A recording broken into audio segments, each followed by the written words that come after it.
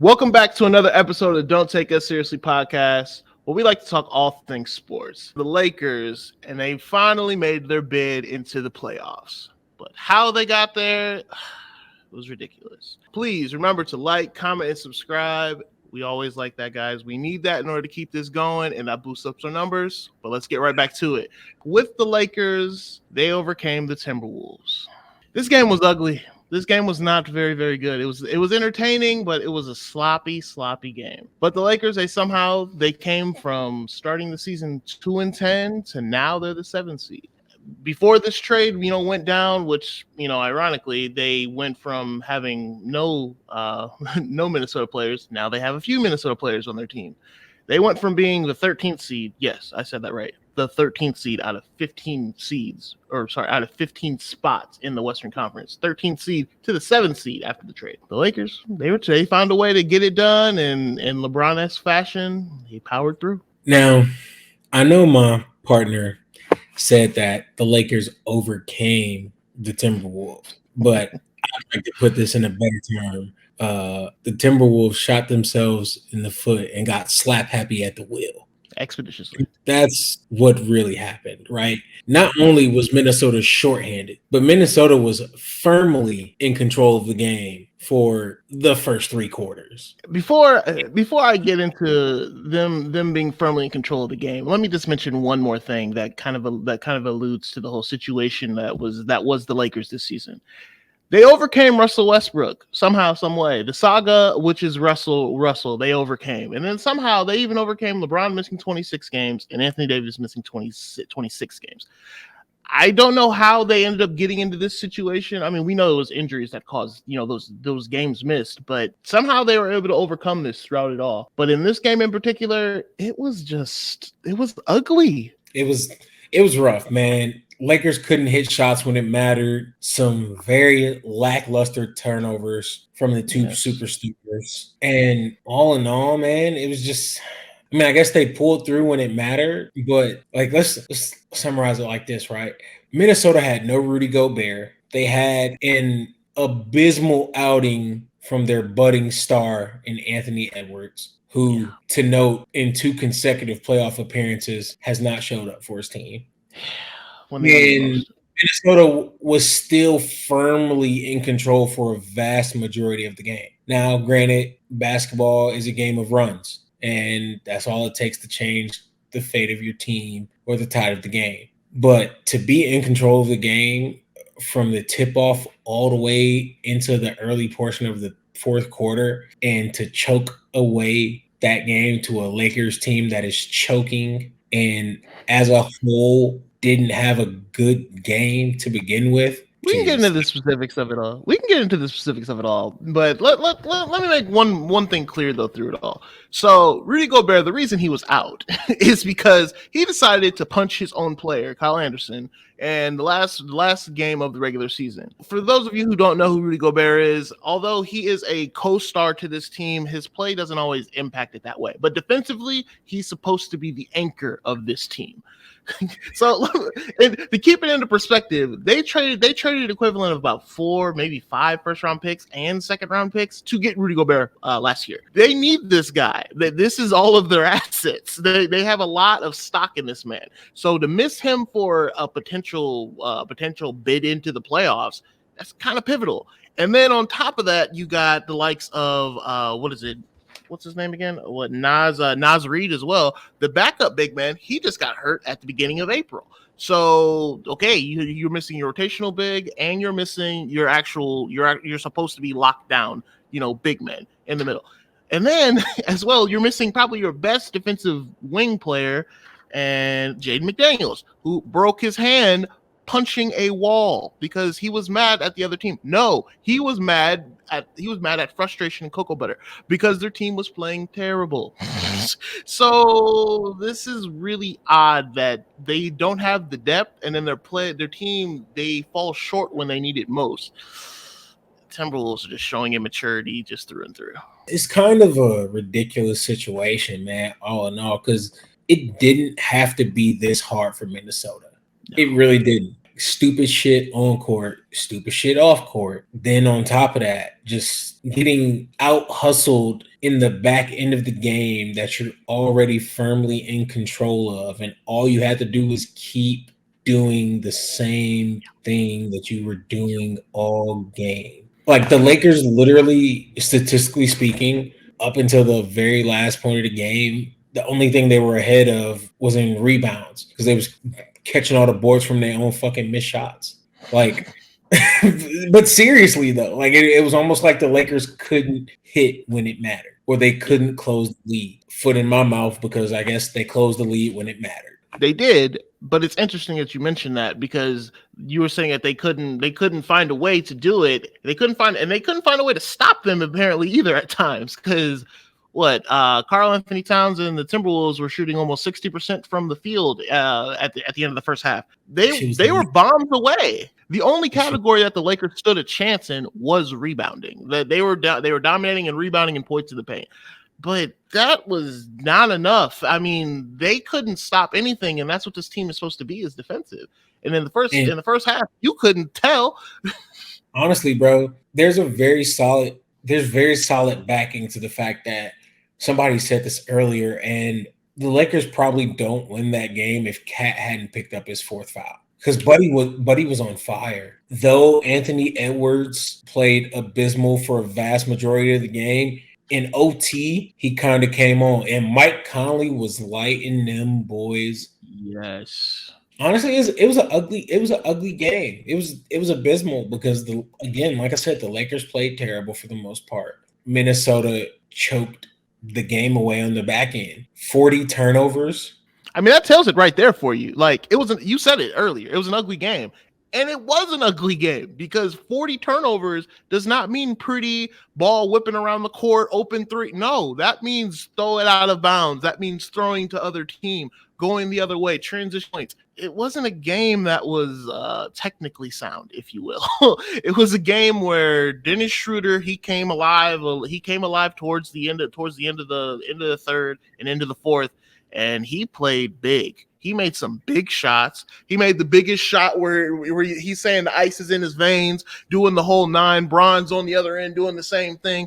It looked like it looked like it was supposed to be the storybook ending Lakers franchise, but we'll get into that later. What happens after that? The game was weird though, because when you look at Schroeder, like I just mentioned before, he was a guy that was supposed to be paid by the Lakers just like a couple years ago. And somehow he went from fumbling the bag, if you will, and getting paid to almost falling out of good graces to having to take the veterans minimum now with the Lakers because he had a flop of a season when he was in Boston. I don't know how this happens. And now he's back in good graces, making should have been game winners. That's what happens when they, what the athletes do nowadays. They call it betting on themselves, and that's what happens when you lose the bet. Yeah, sometimes you should bet on black. Sometimes you should cash on out. Yeah, you end up in a Dennis Schroeder situation. And speaking on Dennis Schroeder in the Lakers supporting cast, them boys couldn't buy a bucket, bro. D'Angelo Russell, who they traded for from the Timberwolves to be a part of that supporting cast, a guy that they could rely on when things got rough, wasn't there when things got rough.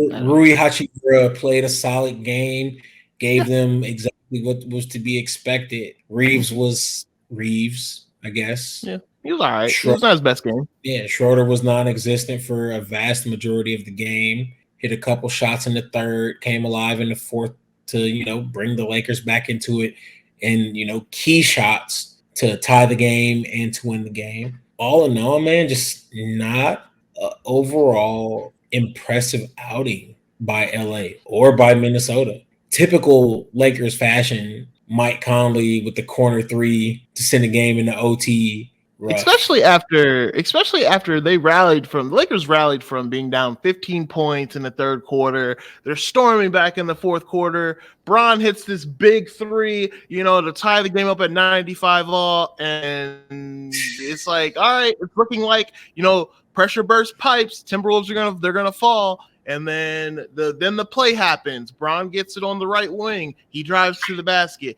He does the typical Bron thing. He makes the right play into the corner. Schroeder shoots it. He makes it. There's 12 seconds left in the game. They're up. They're down 3 points. They got it in the. I think it was like 3 seconds left in the game. But they got it in the bag. And of course, they pass it to Conley in the corner. He gets free.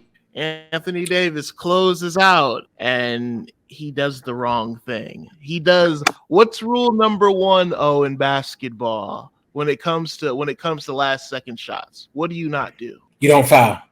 Duh. You don't foul the shooter. You never foul the shooter, and especially not a shooter like Mike Conley that career-wise shoots above 85% from the free throw line. 83 technically, but I agree. Like, it's great. He's a great free throw shooter. That's also the veteran guy that they brought there because they know what he can do. So of course, this isn't a guy that you want to put on the line to end the game. But of course, the Lakers, they had to make it theatrical, just like they did against who did they do that against against the Jazz. Against the Jazz a couple nights ago. They made it theatrical because Bron missed the layup that would have sent the game over. Well, Anthony Davis fouls the shooter. Now we got to go to OT. But luckily for the Lakers, they were able to come through and push through and dominate them after that because Karl Anthony Towns had 5 fouls. Brown also had 5 fouls. But they found a way to push through to dominate them. Rui Hachimura made some big shots. It was, they pulled it out. But you can't expect Minnesota to completely collapse. I think they were almost 60% in the first half. At the end of the fourth quarter, I think it was at the end of the fourth quarter or into overtime, I think they were shooting like 43 or 44% from the field. So it's like, yeah, you live by the 3, you die by the 3, you're hot and then you're not, but you can't expect this. For your playoff life, you can't bet on this to end up happening for you. You gotta just come out and take care of business early, and the Lakers didn't do that.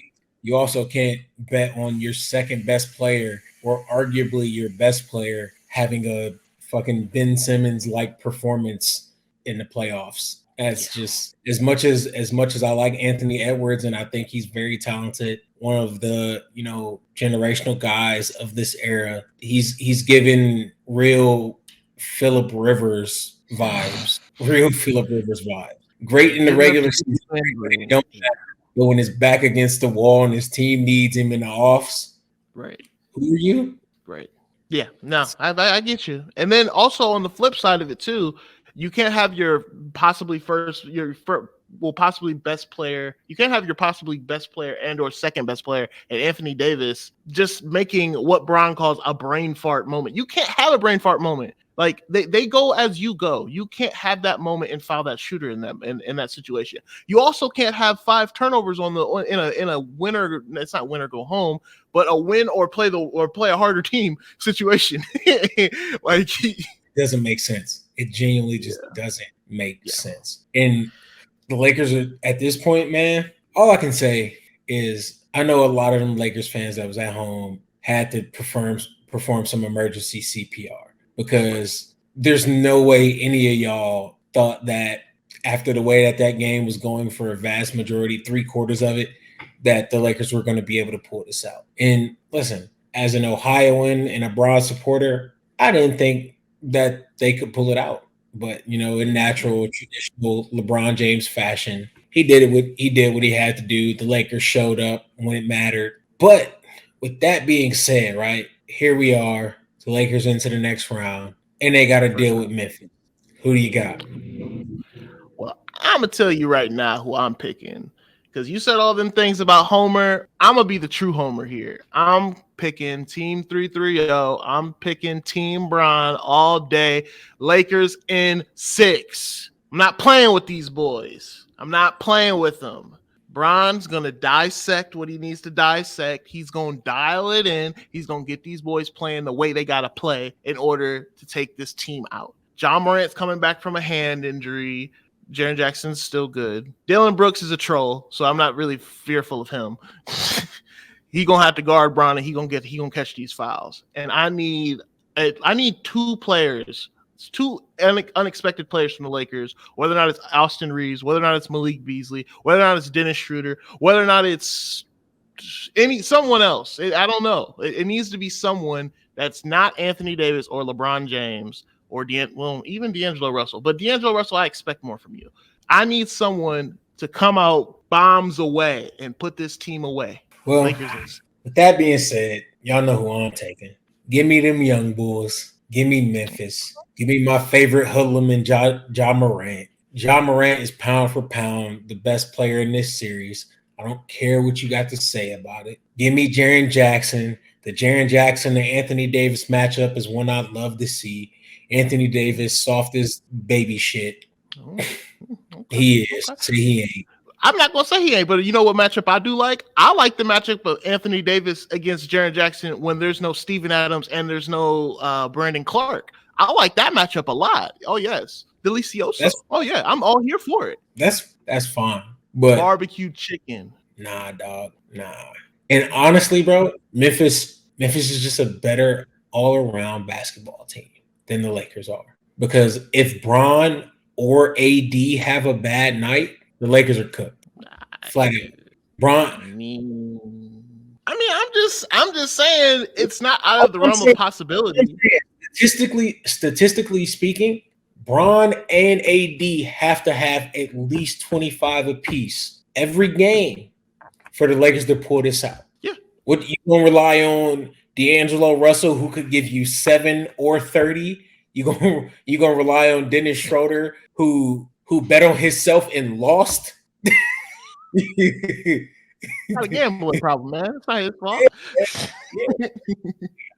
You go Rui Hachimura, talented. He's gonna give you probably about 15 a night. That's cool, and that's what you expect. But that's what you expect from him. 20, 15, maybe a hot 20 if he on fire. Some solid cool 15. Yeah, I bet you. But you praying for that. You praying for Austin Reeves to give you that same 15. I'm gonna say this right now. You sleeping on Austin Reeves? I like Reeves. But for the sake of discussion, Reeves is probably the most consistent out of those guys after Bron and AD. Yes, he is. And honestly, I'd make the argument that Reeves is more consistent than Anthony Davis. Reeves is consistently going to give you that 15. Anthony Davis is consistent for a whole quarter. That's the most consistency you're going to get out of him. I see what you're trying to say here, but but Anthony Davis can go get 40. Austin Reeves ain't going to get 40. He a good night for Austin Reeves is 25. That's a good night. I'm not arguing that. But the only thing consistent about Anthony Davis is them leg injuries. That's it. And on top of that, when we talk about this all in all, the longer this series goes on, the higher the chances of Memphis winning are. I disagree. Because Bron and AD don't got all them miles on their legs to be playing them high minutes every game. You know why I disagree? I disagree because I'm going to weigh on experience. I'm going to weigh on Bron. You give Bron more information, you give him more options to figure out how to beat them. I don't think it's going to matter in a 7-game series. You're going to give him more time to actually have film study on one opponent. I'm not going to sit here and say that the longer the series goes, it's in their favor. Yeah, of course, it's an ideal situation for them to win in 5, win in 6. That way they can get rested up, risk injury less. Of course. But at the same time, I think from an experience standpoint, from a team that's actually been there, yes, this isn't the same team that won the bubble, but with more experienced veterans than the Memphis Grizzlies, with a lot of distractions that have happened this year for this team, I'd rather go with the Lakers because, hey, they're just now figuring it out, but hey, it don't take much to get hot. I don't even think they just now figuring it out. I think them boys still confused. Well, one thing they weren't confused about, what's this number say here? It says here, after the second half of the season, they were 18-9 after trades. I think they figured something out. They figured out how to win, and that was without Bron. So, because without Bron and with Bron, they still barely made the play-in. Oh my gosh. I said earlier they started the year off 2-10. That sounds like a them problem. Well, that don't mean nothing. What, starting off 2-10 and ended up 7th seed?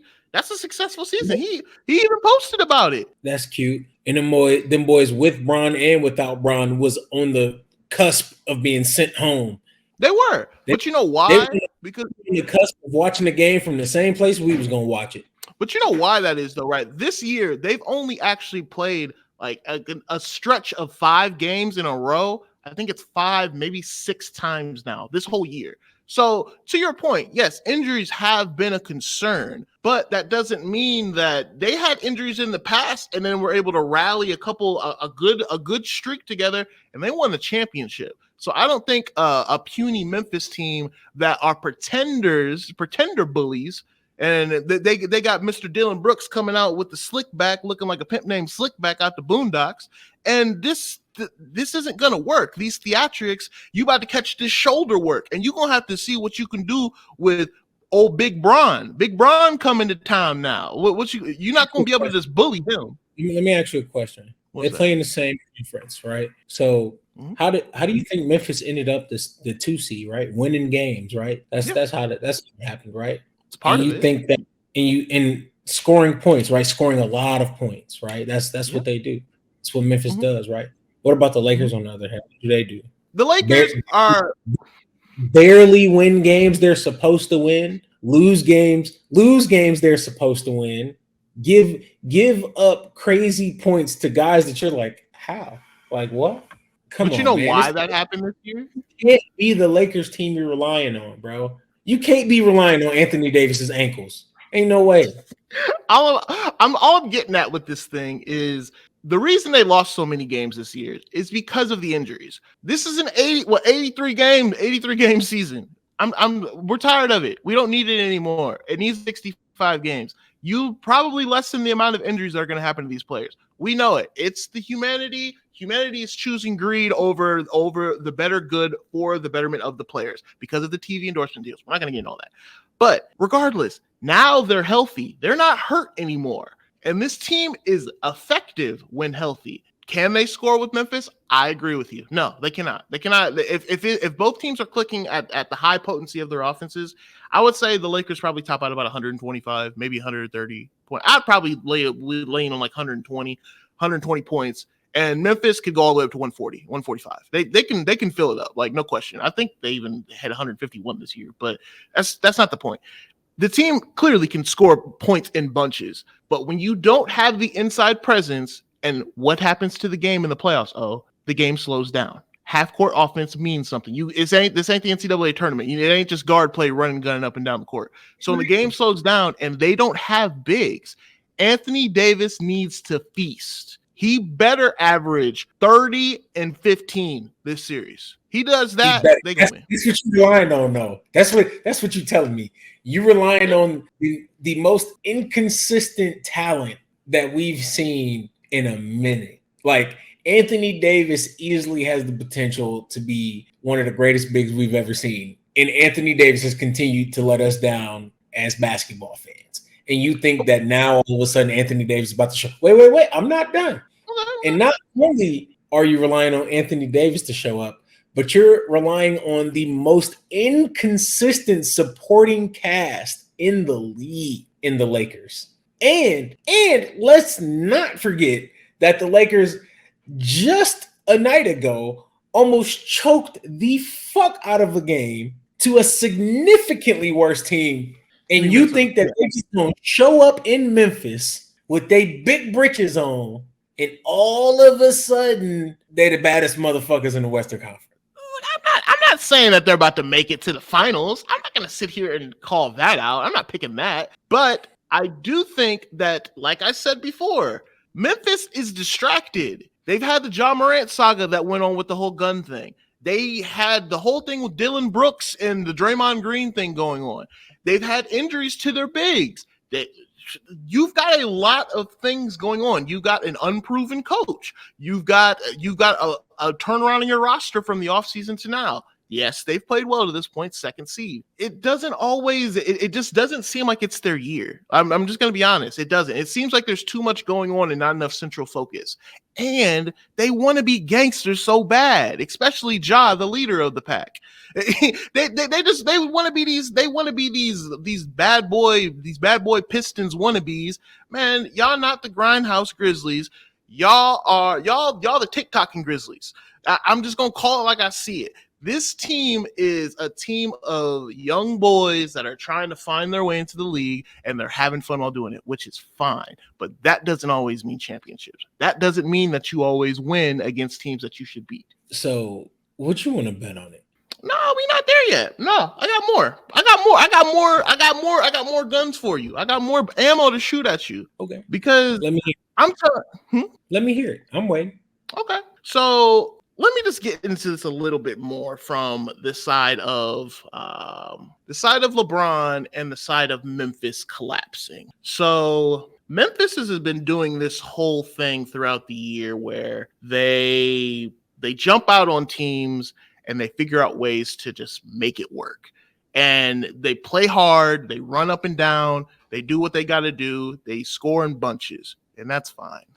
But LeBron, we know he has another gear. We've seen it before when he goes into the chamber and he comes out and he's a different being. Bron still can be 35, 8-8 in stretches. I'm not gonna say all the time, but in stretches, he can do that. Am I right or am I wrong? Okay. So this Lakers team, they effectively surrounded Bron with shooters during the trade deadline, and defense. Now, what you're calling an inconsistent cast, I'm saying is a revamped cast that's still trying to find a way to blend chemistry. If they can find a way to blend chemistry effectively immediately into this team at the right time, I don't see why they wouldn't be able to beat this Memphis team. I really don't. Like I already said, AD 30 and 15. Bron, 35, 8, and 8 is asking a lot. So I could say every now and again, but he'll probably average like 27, 8, and 8, his normal. 27, probably 7 and 8, whatever it is.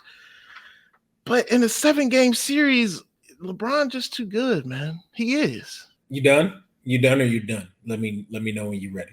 I guess I will say, yeah, I'm done. LeBron is different age to Charles Barkley than he is to Ja Morant. Like, let's call a spade a spade. Ja Morant is currently one of the young faces of the league, and easily, like I said, the most talented individual in this series as of right now. Then on top of that, like I've already said, the Lakers over the past 4 years have been the most inconsistent team in the league. And we've literally questioned whether they were wasting the last solid years of Bron that we would be able to see. Then now let's fast forward to a day ago. You're going to tell me that Anthony Davis is going to feast in a 7-game series on Memphis when he couldn't even feast against the Timberwolves with zero interior defense. Both of their best interior defenders were gone. They were. And that boy was getting ate alive by a cat.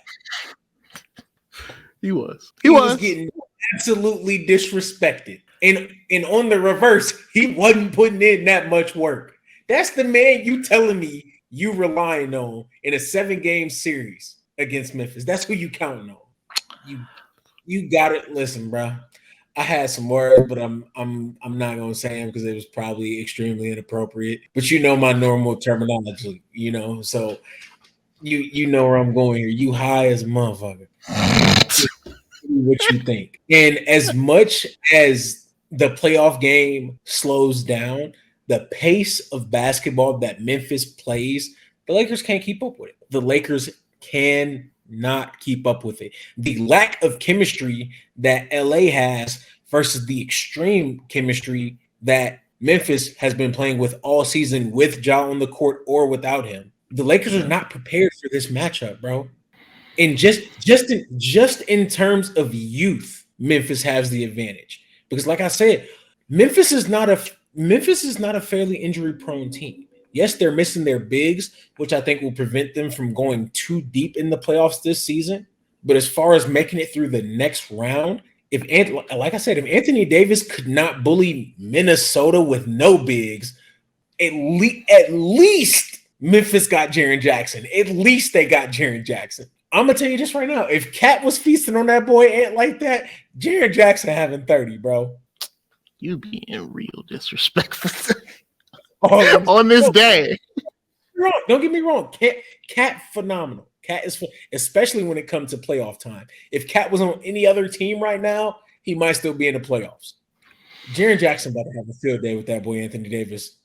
Okay, all right. So you're gonna say Jaren Jackson gonna have a field day against them? You know what? I'm gonna have a field day. Desmond Bane is probably gonna have a field day. John Morant for sure gonna have a field day. They don't got a double team on that team worth of fuck to stop them. Well, I'm gonna let you know right now. Ja gonna get his, no question. Duh. Bane, I'm waiting for Bane to see what he's gonna do because he's having a down year. So we'll see. I'm gonna sit here and say Austin Reeves is gonna have a better series than Bane will. I'll say that. I think he will. I don't think. But on the other side, Jaren Jackson, I like Jaren Jackson. He has a very unorthodox kind of game, but he's starting to mold it into like a all-star type player. So he's good. He's not outplaying Anthony Davis. He's not. If he outplays Anthony Davis, yeah, Memphis wins. He's not going to. So I don't see that. I don't see that being the flipping point. And then there's Dillon Brooks. Dillon Brooks talks a lot of trash. He even said that, I want Bron. I want the chance to take this team out. And he gonna stand on it. They gonna get Bron and they gonna send him home. Bron gonna pack his Louis luggage. Anthony Davis gonna put his loafers on, and they're gonna be on the bus back to LA. He gonna send them boys packing same day shipping. That's all I'm saying. They've been chirping. Yeah, what? They've been chirping. Yeah, and Memphis been showing up all year. And guess what? This is the same Memphis team that is slightly improved that just saw Western Conference Finals. No, I disagree. I don't think this is a much improved. Well, okay. I don't even think they're an improved Memphis team, truthfully. I think they're improved in maturity standpoint and in knowledge of the game. So, yes, their results are better, but I think their team was actually better last year because they had more depth. They lost a lot of depth in this offseason. They really did. A lot of key players that they couldn't keep anymore. But Dillon Brooks asked for this matchup, and he's going to regret it because you don't poke the bull unless you want the horns. And you know Bron is going to go into this mode. You know he's got that in him. He did it to Lance Stevenson. Dillon Brooks ain't no different. He did it to Deshaun Stevenson. Dillon Brooks ain't no different. He did it to Draymond. Dillon Brooks ain't no different. I'm just saying, I know what Bron can do. Guess what? Ain't nothing had no jaw next to him, baby. Sure. You can keep your jaw. You can keep your muscles. You know, you go ahead and keep the blicky up too. Because at the end of the day, do you really think Memphis can grind out with the grindhouse? Can they grind out a way to in these close games? Do you have the utmost confidence that this young team can actually make their way? If the score is 105, 108, can they find a way to close the gap and to overcome? Yes. Okay. The team I'm worried about in this situation is LA. Because at this point, they ain't showed me nothing to be impressed about. They ain't showed me nothing to write home about. Anthony Davis ain't giving me nothing to be like, yeah, LA got this. Like I said, as much as I love Bron ain't got that many years left at the top. He don't got that many games left where he can just keep turning it on to carry them scrubs. He don't. And I'm going to tell you this right now. If that Lakers squad continues to play that they've played all year and they play the way that they played last week in Minnesota, they going home in 5 if they play like that all series. If they play like that all series, they going home in 5. If they find a way to get it slightly connected, they might go home in 7. But my lock is they going home in 6. That's your lock. Your lock is they going home in 6. My lock is that Memphis is going home in 6. And you know why? Because I'm betting on Rui. I'm betting on D'Angelo. I'm betting on Austin Reeves, Malik Beasley, Schroeder. They ain't going to play bad 4 straight. They ain't going to play bad 4 out of 7. All they got to do is play pretty good 4 out of 7. They'll win this. But enough of the talk. What you got? What you got on this? What you got on this bet, man? If you got so much faith in your boys, if you believe in these Memphis Grizzlies so much, what you got on it, huh? What, you want another push-up bet? What you got? That's fine. I'll take a push-up bet. What you want to do? We could run it back. We do another 20. Make it 50. No, we ain't doing 50. No, you trying to I fold. You ain't gonna kill me on camera. Another 25. We got it. 25, yeah, we can do that. 25. We can raise the ante just a little bit, sure. But you know what? If you guys like it, we love it. And this has been another episode of Don't Take Us Seriously podcast. Please remember, guys, to like, comment, and subscribe. And we'll catch you guys on the next one. Just remember, y'all, go Lakers, Team 230, Bron all day. Peace, guys. Wow, way to close it.